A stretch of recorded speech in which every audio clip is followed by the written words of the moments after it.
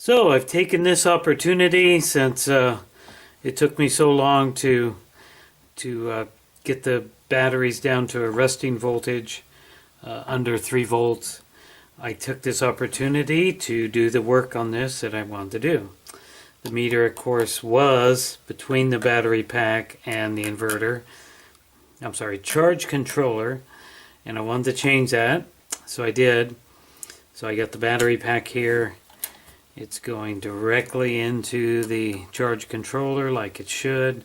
I've got my fuse here mounted. Shrink wrapped my connections. By the way, I've had a lot of trouble with shrink wrap.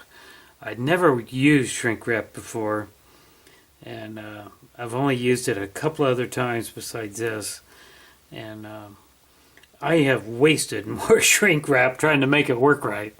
There's really kind of a trick to it. It's really very simple, but there's a little trick to it, to getting it right. But I've had a lot of trouble with it, but fortunately it's very inexpensive stuff, and you can afford to waste it. But I got my connections all shrink wrapped, so the way the battery's going to come off of there is it's just going to be disconnected from the charge controller. So the solar panel connection is not even there right now. That'll be coming much later on. So now my GT power meter is connected from the inverter. I'm sorry, once again.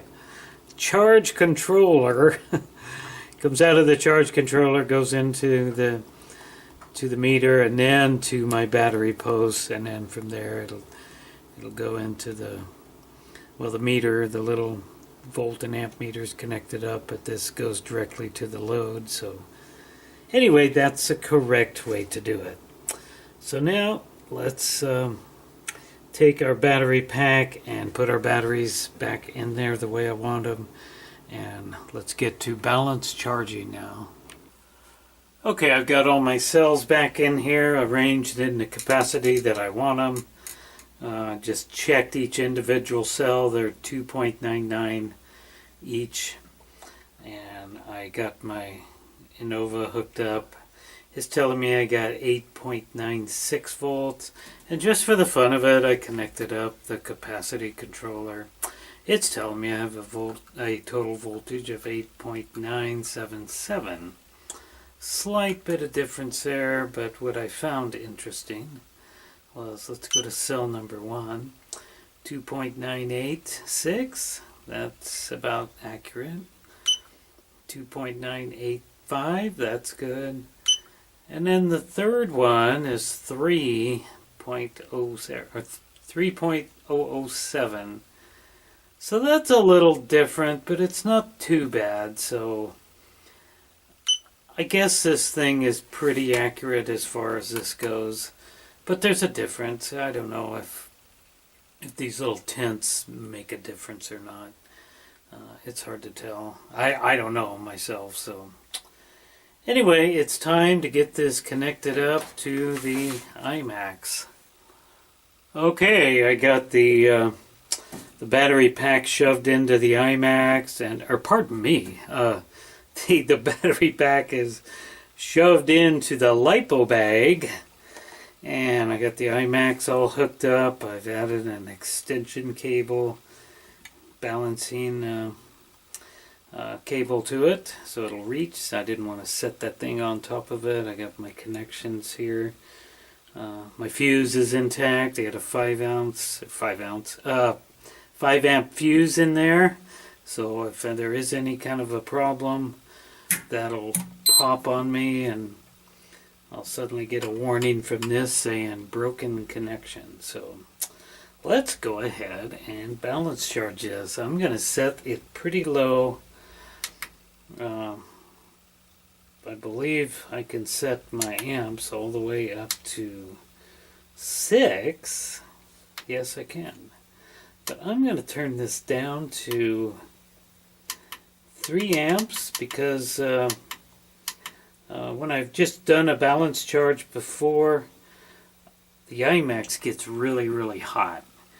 And I don't really like that. It seems to do okay, but it still works. So, but at some point, it just can't be real good for it.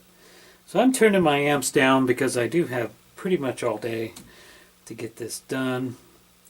So let's see what we got here. 11.1 volts, 3 cells. Let's see what it says. And it says it's good. So I'm taking a dead pack and bringing it back to life, balancing it. So as far as I know, and like I said, I'm absolutely no expert, but I guess this is bottom balancing. I brought it down, had a good resting voltage, just under 3 volts per cell, and now I'm going to balance charge it back up. So as far as I know, that's bottom balancing, but if anybody knows a little different, feel free to comment about that. So that's it. Supposedly this is good for your pack. We'll find out. And in fact, I've even heard, and again, I certainly don't know for sure, but apparently bottom balancing will sort of take the place of having to have a BMS. The guys that say you don't need a BMS, they are the BMS. They want to be the BMS, and they want to monitor. They want to understand what their pack will do, what the load is taking out of it, and they want to run the battery pack in a... They want to run it in a specific area. You know, fully charged is, you know, they say don't go over 3.92 volts on charge, and certainly don't run it down below 3 volts. So you want to stay in this happy medium, and by having the right number of cells designed for your load, whatever it is, you can just kind of run in that little happy medium. And apparently when you do that and you don't just overwork and kill your batteries, apparently, and I'm saying apparently, you don't really need a BMS, because you're the BMS and you're monitoring and you understand what your pack is doing and not to abuse it and so forth and so on. So I really like that idea, and I want to subscribe to that and not ever drain my pack or overcharge it, and just kind of use a happy medium there. So a lot of that is understanding what your load is and building the pack designed for that load. And I'm kind of not doing that. I'm just experimenting with a specific pack and adding a load to it, and perhaps that's not a smart thing, but that's what I'm doing. So, but I want to fully understand everything. So we'll let this go. It is currently 7:30 in the morning, so we'll just let this thing go at 3 amps and just see what it does. I'm curious to see what my capacity is going to be. Right now it's 157 milliamp hours. It should go, well, it could go off the scale, I guess, but anyway, we'll be back with another update later on. Okay, the IMAX went off. I'm not sure exactly when, because I was outside looking at the snow and came back in and found it off. So it's full. It ran for 281 minutes, and the milliamp hour is 10,306. So that's 10,306 milliamps. So I grabbed my calculator and divided that number by 9 and came up with 11.45. I don't know if that's how you would do it.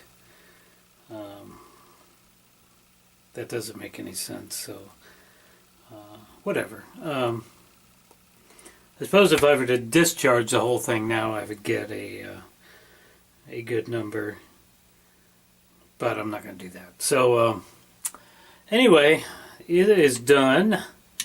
So and I just accidentally hit a button and it did something strange. Anyway, I'm going to disconnect the whole mess here and let it sit.